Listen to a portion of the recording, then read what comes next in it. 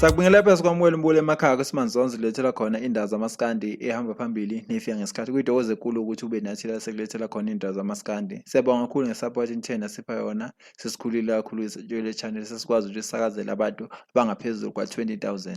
Ngihlale kuzo indawo zamaskandi engobhathele zona ezoqala ukuthi basola UNgizwe mfamchunu noMjaheni ngokusukela UKhuzani. Owazakhela ke udumo ngokusakaza uKhuzani FM esakaza uhlelo lokusho siya ngengoma. Uphinde futhi wazakhela udumo ngokuba umethuli wohlelo lomdabu ku-SABC1 elaziwa ngokuthi Roots. Ehlanganyele nomculi ke owaziwa ngoMjaheni Shelembe. Lo mculi lo waziwa njengomuntu obalwa wabantu abaphezulu lapha kumaskandi abanemali. Uyaziwa ke umfowabo Shelembe ukuthi akagxilile kakhulu emculweni kodwa ubuye ebe nezinto ezimkhipha bese kakhulukazi construction njengoba umuntu ngathi umuntu wamathenda.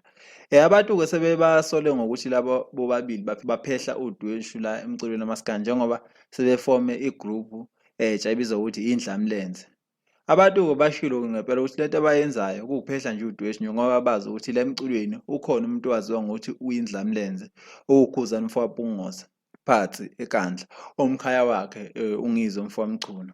Abantu bebesesha ukuthi nalesihloko esithi Khuzani lesishiphi kuseyikho ugadla Khuzani njengoba besho ukuthi uma ulizwa liyagama ngaze uyitshena ukuthi bathi Khuzani ezifu kumele bekhuze kanti ngenzeka futhi leli gama mohlaziya liqonde ngokuthi babiza uKhuzani ngeshiphi.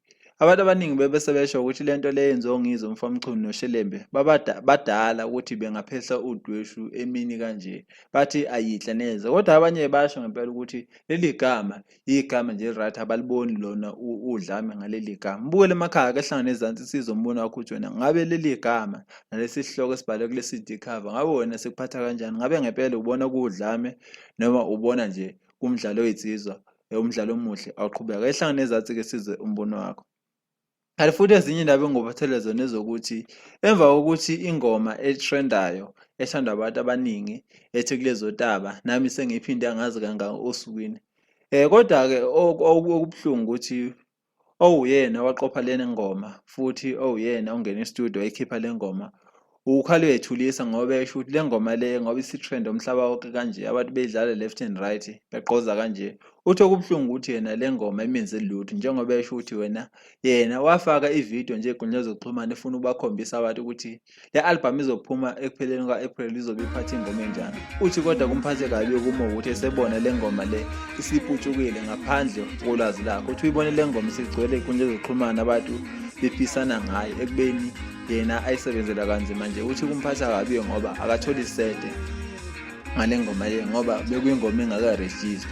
Bukele emakhaya ngabe wena usuka yiza le ngoma ngabe le ngoma uyiphinda njengoba abantu ko Facebook nawo Instagram impela nako Twitter le ngoma beyivuma ngempela bethi imnandi. Ngabe wena mbukele emakhaya ngabe wena usuyidlala kangaka le ngoma le ya Jaiva zimnike kwi-album ezophuma ekupheleni kwa-April ethi kulezo taba. Ake hlangane nezathi ke sizwe umbono wakho. Kanti sengigcina nje ngikuphetha ngendaba zokuthi uKhuzani usebonge ukuhlonishwa ngakubo eKandla esaphila. Akwandele bani ukuhlonishwa usaphila njengoba sazi ukuthi abahlale bebizwa ngeenkosi nangamaqhawe sebeshonile kodwa ke kuqophe kumlando emva ukuthi uKhuzani ehlonishwe ngakubo lapho ehlonishwa khona uMaspala ngakubo eKandla.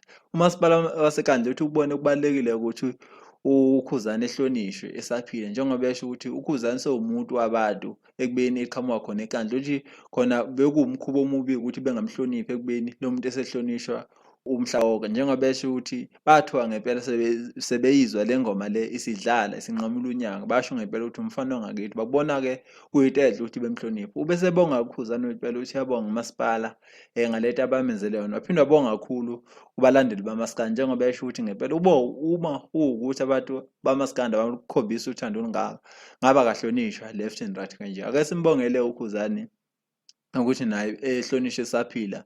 Yinto-ke engayandele banika leyo ukuthi uhlonishwe usaphila. Siyambongela-ke yena uKhuzani. Kanti kwesimanzonzo izona indaba engithe ngakuphathela zona, ake sihlangane futhi ngokuzayo. Siyabonga.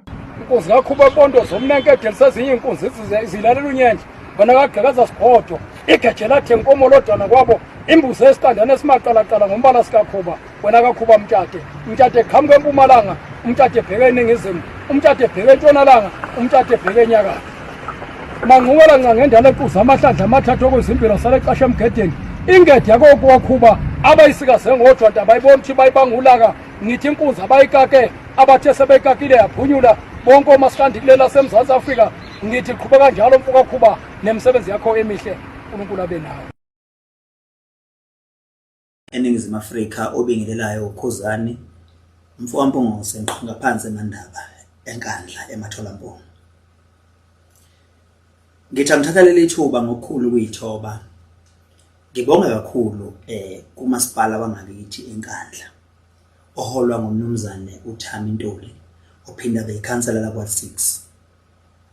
Ngidlulisa ukubonga kulona lonke ithimba likaMaspala, ama-officials, imanager, umfokajili, amakhansela wonke abumbe inkandla municipality, amakhosi, zinduna zamakhosi, our ward committee, bonke abantu ababhekelele ukuthuthuka nokunethezeka kwenkandla.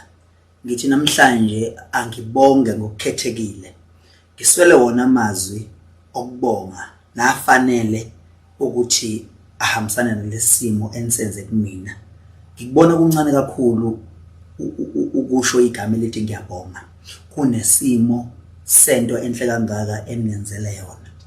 Ngithi nanoma yinini nize niqhubeke njalo nokuhlomulisa labo abenza kahle, nibaveze nisho ukuthi nani niyabonga niyancongcoza ngoba ukuphakama kwegama kaKhuzani kusho ukuphakama kwenkandla yonke jikelele. Ngifisa ukubonga kakhulu ke nakubalandeli bonke beBlue Nation ngoba lolu hamba luhambe ngingedwa, ngiluhamba nabo njengoba nazo ukuthi konke lapho engisuke ngiqowe khona ngiyanqoba ngenxa yabo. Ngifisa ukubonga ke nakubona ukuthi namhlanje lolu dumo olungaka eselihlonzwe laphakanyiswa uMaspala wangakithi enkandla akulona lukaKhuzani kuphela kodwa olwethu sonke amaBlue Nation, izinduna zonke zakwaguqa, izinduna zama-sub branch, izinduna zama-main branch, kubona bonke abantu abangama-leaders baleli qembu lakwaguqa. Ngibonga insizwa engisebenza nazo ngokusebenza ngokubambisana, ngiyabonga kushona ilanga. Baningi kakhulu abantu ababamba iqhaza empilweni yami, kubona bonke abantu abangesekile. Ngithi namhlanje ngichonywe uphaphelo gwalagwala, ngichonywe uMaspala wangakithi enkandla ngamagalelo esengwenzile emculweni kaMaskandi. Base bengiphathisa umlayezo ukuthi bayafisa ukuthi ngithuthukise futhi abaculi basenkandla. Lokho ngizokwenza ngokukhulu ukwethembeka ngoba uma ngabe sengiphambili kuhle ngibalekelele labo abalandela ngemumva, ngibakhombisa ukuthi indlela ibuzwa kwabaphambili. Ngithi mphemba nabo bonke abantu abangamele inkandla municipality. Ngithi namhlanje ngokukhulu kuyithoba ngiyabonga kunina nonke eniwenze kumina, uNkulunkulu azabe nani. Ngiyabonga.